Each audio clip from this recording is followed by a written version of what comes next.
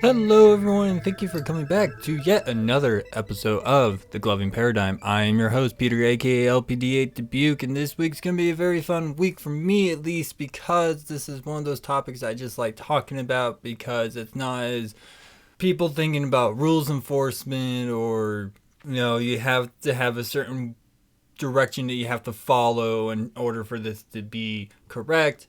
This is one of those more subjective topics, but it's something that I always like talking about because to me it's actually rather fun to talk about. And what I am talking about this week is going to be finding your proper motivations. So the first thing I actually want to kind of preface this is that I will be disclosing a good amount of some personal information about a good close friend of mine who passed away a few years ago. So if I sound like I'm choking up a bit, you will understand why. And the main reason why I'm going to be talking about it is because it's fundamentally what kind of pushed this podcast to come into existence. So I definitely just want to give you guys that quick preface before I continue, so you guys will understand that some of the stuff that I will talk about is very personal to me and very sentimental to me as well, because of the memories I have from it. So to get into starting about finding your proper motivations, you gotta find out what kind of sparks your motivation. Okay, so one of the things that I always tell people is the easiest thing to help you get motivated is through inspiration. Okay, I know some people might disagree with me on that, but kind of hear me out first. So what inspiration basically does is it gives you the idea of something, whether it's, in terms of gloving or non-gloving related stuff. Inspiration does happen. For example, for me, if I watch a video and I see somebody do a really, really cool move that I like, that's inspiring me to try to either learn that move or augment that move to my own personal style, which 9 times out of 10 is usually what happens, because that tends to happen with most people trying to teach moves, and people just slightly change it to fit a little bit more comfortably with them. Okay, so inspiration is going to be your easiest, biggest culprit in terms of your motivation, in my opinion. Now, there are other forms of motivations that you can have, which is pretty simple. If you have friends who are really supportive of your gloving career and your gloving talent, then that's going to be really easy. I will also say, even extending to your own family being very supportive of your gloving career and your gloving style and your motivations, it's really also helpful. One thing I will tell people though is that if you actually have, which I'm pretty sure not everybody has, but there are some people who do, if you actually have a gloving rival, that's going to be a good proper motivation, because if you think about all the shows that we have grown up with kids, a grand classic example I can always think of right off the top of my head is Dragon Ball Z with Vegeta and Goku. Goku always becoming stronger, and then you have Vegeta who gets extremely jealous and is motivated to become just as strong, if not stronger, than Goku by his own rivalry with him. Okay, it's pretty much the most classic example I can always think of when it comes to that rivalry motivations. Okay, so you have those as pretty much your inspiration points. I will certainly say that if it wasn't for the friends that I do have that have supported me in my gloving, I probably wouldn't be doing what I am doing right now, which is pretty much starting this podcast and talking to you guys. Okay, and I will certainly tell you that not everybody in my family is very supportive of the whole gloving thing. I can certainly tell you that my older brother really thinks it's dumb and that it's all just repetitive moves. But if you think about any form of dance, everybody's doing the same moves as it is. It's just compiled in a different format of whatever choreographed piece or freestyle piece. You know what I mean? Like, not every, like we all said to so many newcomers, not every light show is going to be the exact same because of its nature. Okay, it's those things that people need to understand when it comes to gloving, and not having that telltale repetition thing in terms of between multiple people.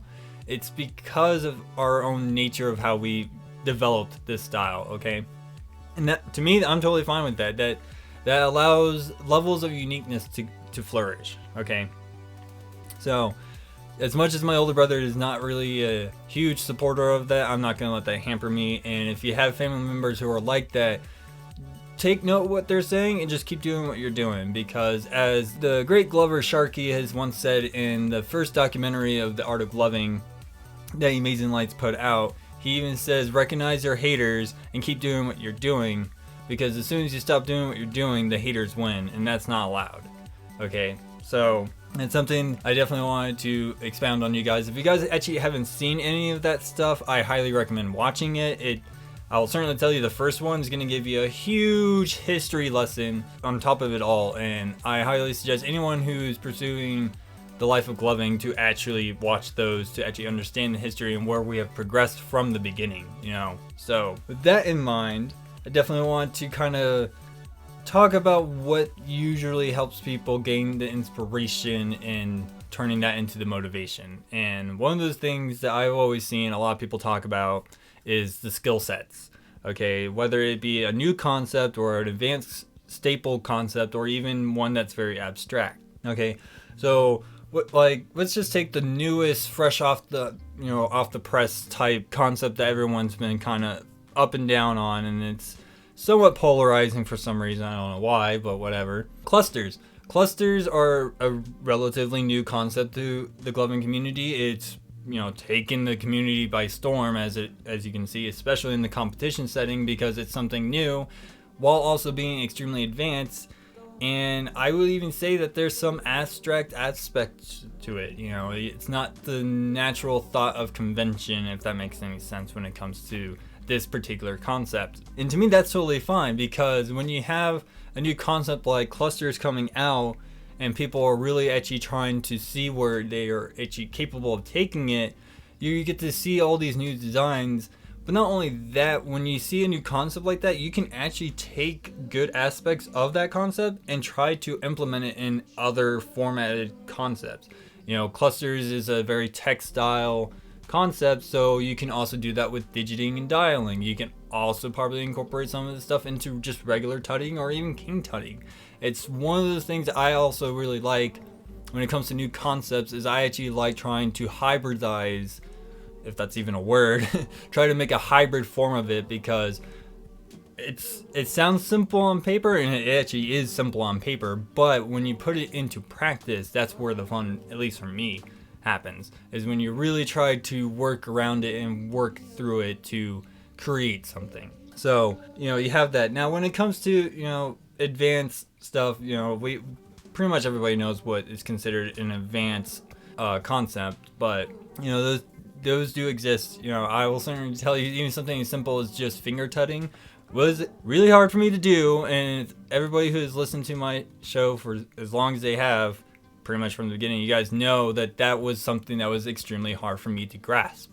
It wasn't until I had somebody at least show me something that was literally like a 8-step move to actually understand just a basic concept of how things are placed. And of course, watching thousands upon thousands of videos, slowing them down and actually watching their finger placements and hand placements and things like that. It's difficult, but it does happen. Okay, so advanced concepts is something that should be inspiring you to actually motivate you to move forward as well. Now, when it comes to abstract concepts, these are things that I consider abstract. Storytelling, musicality, showmanship, things that you can't literally write down on a piece of paper and it has like a detailed formula. That's with those concepts, that's not, it's not concrete and structured, as opposed to like how tutting is, or even the grid, or even clusters, or liquid, or whatever the case may be. It's abstract in its nature, because it's not something that you can necessarily teach by just like the textbook. You have to show them and also teach them how to feel it out, especially when it comes to things like musicality. You gotta feel the music and you gotta feel yourself with the beat. Now, I can certainly tell you that everyone's gonna sit here and tell me, it's like, well, musicality is that you keep on beat and you actually incorporate the multiple layers of the music, which is true. Yes, that's how you can put it down on paper. But when you tell somebody that and they go and try it, it's not gonna just like easily be downloaded into their brain and they have it done. Everyone should already understand that no one can just pick up a pair of gloves and just be masterful at it within a matter of seconds. It actually takes time, coordination, and practice and discipline and all that stuff, of course, to actually get to where you want to be. And of course, dedication is going to be that big driving force behind that motivation. Okay, so definitely keep that in mind when it comes to those kind of abstract concepts. Is that, as most of my listeners already know, one of my favorite sayings is blunt force trauma and repetition gets it right every time. So, I feel like I will have to cover musicality in a much more detailed episode, so I'll kind of move on from there. Alright, so maintaining the motivation to keep going is probably one of the things that you're going to face as you're going through your gloving career. And you may have moments where it's just really tough for you to actually do that. I'll certainly understand if you have some higher priorities happening, whether it's schoolwork or personal life matters.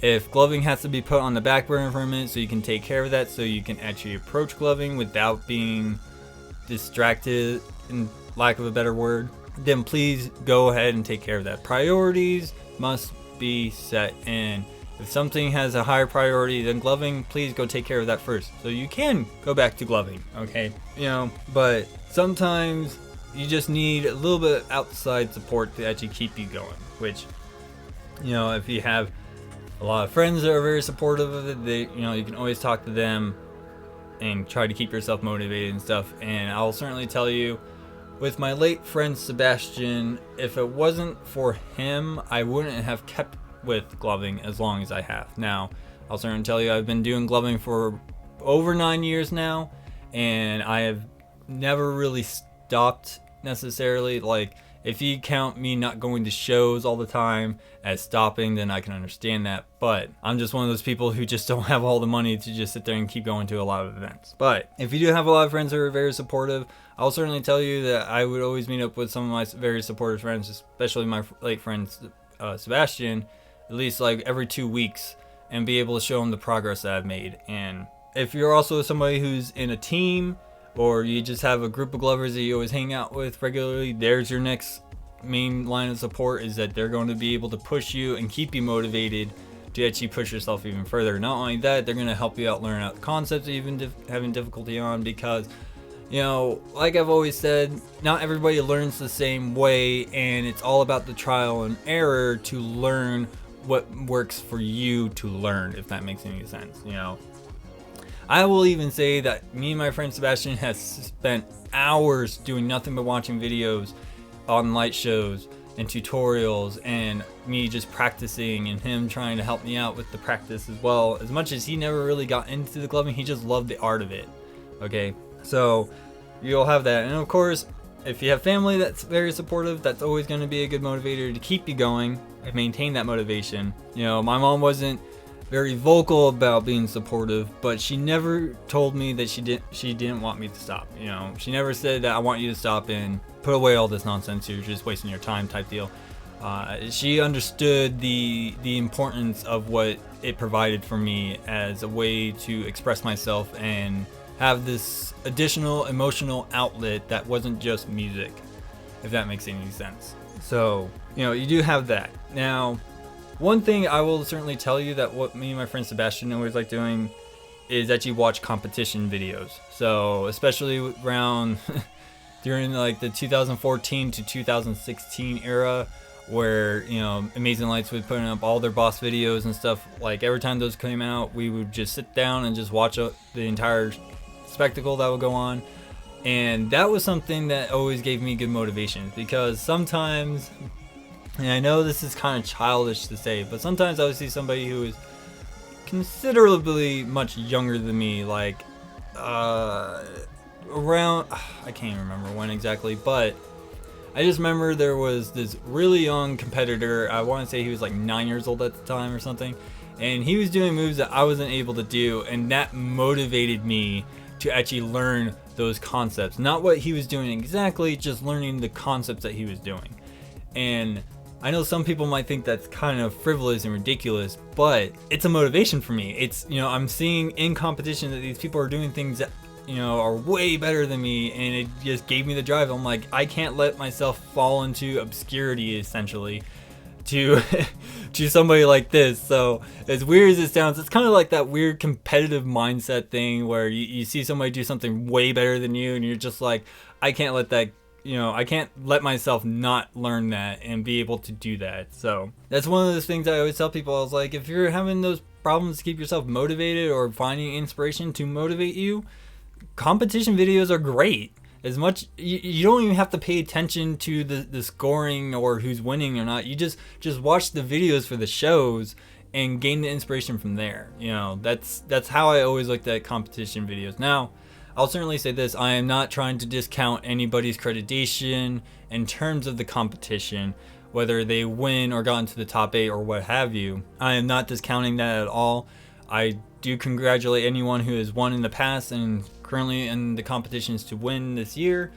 But when it comes to just trying to find motivation to create or to just glove and actually, keep yourself motivated to keep going, I find competition videos to be extremely helpful. Okay.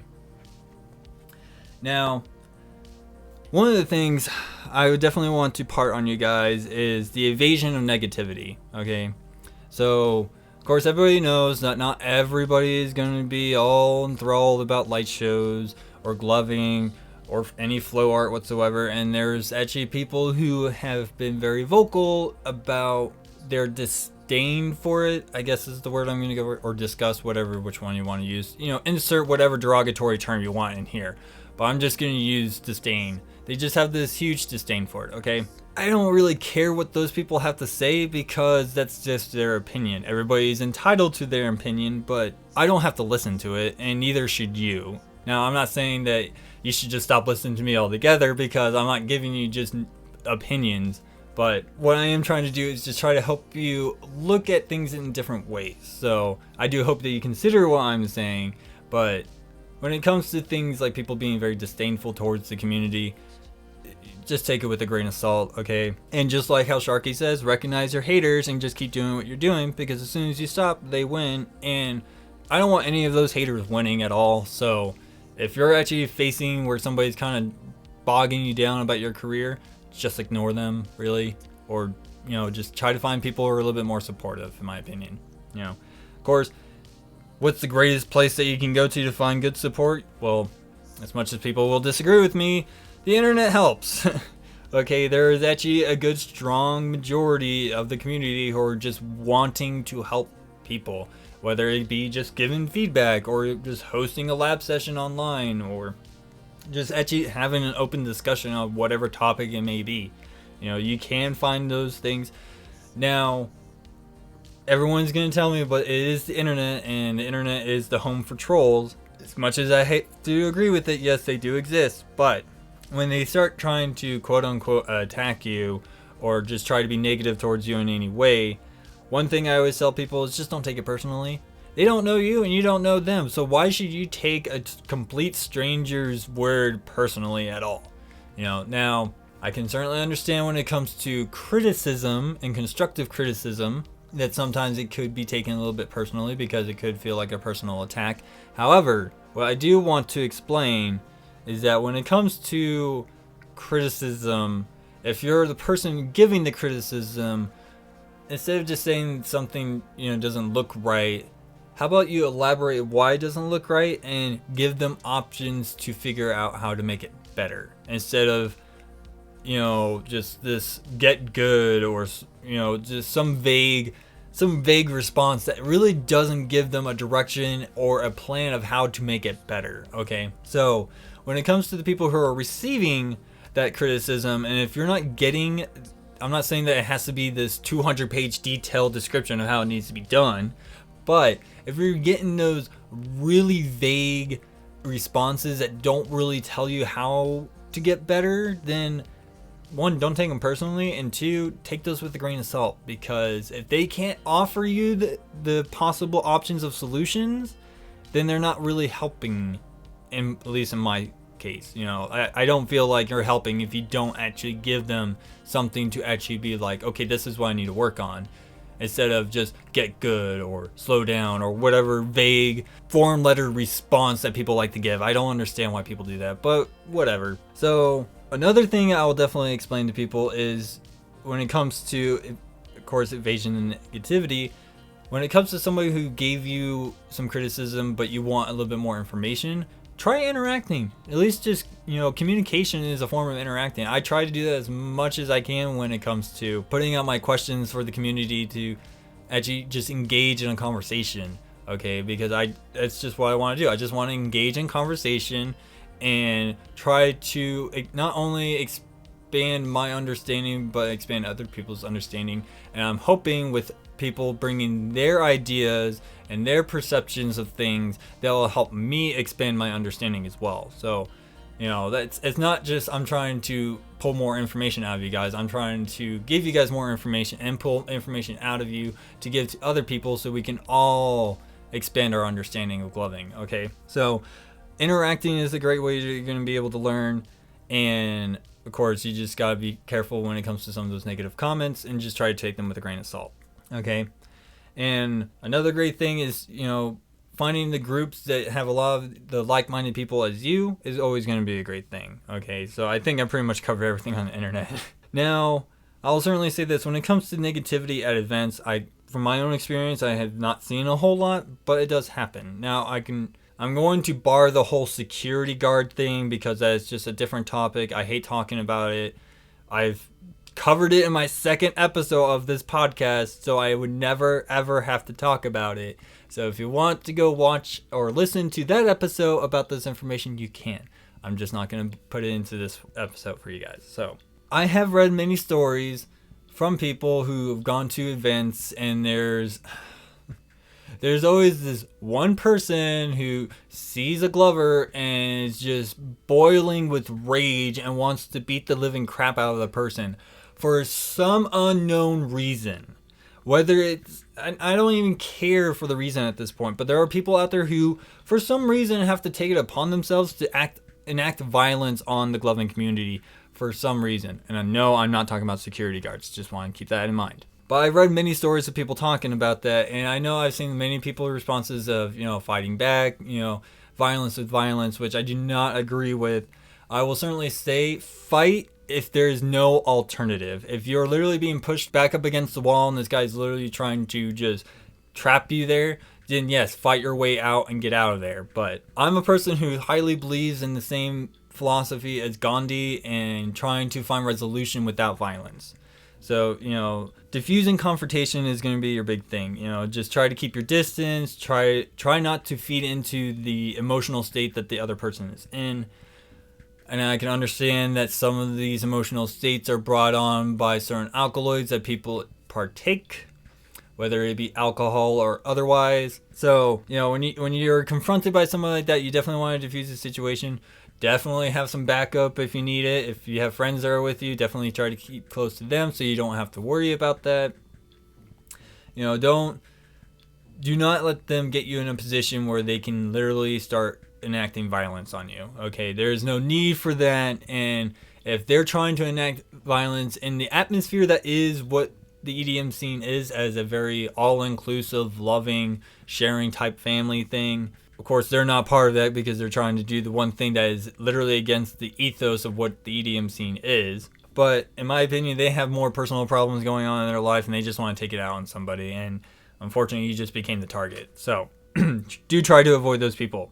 And of course, avoiding haters is always going to be the thing. I will certainly tell you from my own experience of going to these places, I've had plenty of people tell me that I shouldn't be here. What you're doing is stupid, and no one's going to enjoy it, which is a bold-faced lie because I've had lines of people waiting for a light show from me before. So, that should tell you that there are going to be people who just want to bring you down to whatever misery level that they're in, and you shouldn't let them. Okay, so when people try to tell me that no one's going to care what I'm doing and stuff, whatever. I don't care that they don't care. As long as I'm enjoying myself, if I have to sit in the corner and just play with my gloves all night and no one comes up for a light show, I'm still going to have a good time because I'm enjoying myself. So that's just one of those things that I always try to tell people is like, if somebody's trying to ruin your day, just get away from them and just go do your own thing. It's that, I would say stay aloof, kind of like in that 70s show, but I've seen where that has gone wrong and it just triggers more people for some reason. But, to each its own. And, of course, the one thing I definitely want to stress is just enjoy yourself when you're out in these events or doing stuff online and whatnot. Because if you're not enjoying yourself, you're going to lose your motivation to keep going. And to me, that's just a terrible thing. It's to get to that personal part that I was trying to tell you guys about. When my friend Sebastian saw me have these moments of depression and I have a really, really hard time to actually keep myself motivated to keep going with my gloving, he would literally just say, you know what, grab your gloves, get in my car, we're going to go somewhere. And we would literally drive out to the middle of nowhere. Granted, I was living in Phoenix at the time, so we would just drive out to the middle of the desert. And he would just bring speakers, his iPod, and just a crap load of music. And we would just be out there for hours just enjoying ourselves, and him wanting light shows for me and pushing me to do more and, trying new ideas out, and wants to see me work on these ideas and talk to him about it. Okay, and I can certainly tell you that those were the moments, at least for me in my gloving career, that meant the most to me.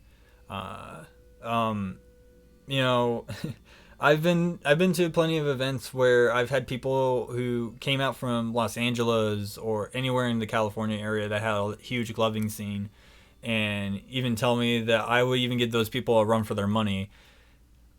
But that kind of compliment never really paled in comparison to what my friend Sebastian always did for me. To this day, if it wasn't for what he's done for me in my gloving career, I wouldn't be doing this podcast, and I wouldn't probably still even be gloving. I probably would be doing something meaningless, and well, at least to me it would be meaningless. But the reason this is my motivation now to keep doing what I'm doing, regardless of what it is in the gloving world, is that I promised him that I would never stop. And to this day, I can still feel those words of his encouragement of, I don't care if your hands are broken and you have to have them replaced with stubs. I would still want to see you doing something with gloving. And that's what really pushed me for this podcast, because I did podcasting in the past, as you guys probably know. And of course, the podcast market I was going into is already heavily saturated with hundreds of different podcasts of people doing it, and didn't really make it very successful. And thinking about doing this gloving podcast for at least a year and a half maybe at the time, it wasn't until his anniversary of his passing that those words came back to me and truly motivated me to actually start this podcast. So, as you guys probably already know from episode 5, where I actually dedicated it to him, because that episode posted on the day of his passing anniversary. And again, it's still to this day kind of hard to actually still talk about, but I wanted to talk about this because I wanted to show even to all the newer comers that may not even have something like this, that all it really takes is just one person to truly push you to where you want to be. And that's something I want everybody to understand, that if you have somebody like that, do not let them go. Unfortunately, I lost my friend Sebastian, and as much as he's not here now in person, my gloving career is what I feel is keeping his spirit alive, if that makes any sense. And what I hope for the future when it comes to the gloving community is that there are going to be more people for the newcomers to do that. Because if it wasn't for him doing that for me, I wouldn't be doing this at all, So what I hope that this episode is doing for you is giving you the motivation to keep going and not let the negativity stop you or get to you. I honestly hope that your motivation will act as a shield from that negativity and push that away and keep it away, because it's extremely painful to hear somebody just wanting to stop gloving. Now, I can understand if things in your life just prevent you from doing it ever again. That's understandable. But if you feel like stopping because people around you are just telling you that it's not worth it, don't believe them, because it's a bold-faced lie. You know, one of the things I've learned through my life is people hate things that they just don't understand, okay? You know, people just, if they don't get it, they just hate it for some reason. And I will never understand why they're like that. But if you understand it and you enjoy it, then do it for you. You know, I tell you this right now, I'm doing this podcast and keeping my gloving career alive because of my friend Sebastian. But if you don't have that kind of motivation, your true motivation should be yourself. You know, if you feel like you want to prove yourself that you can do this, then that should be your motivation.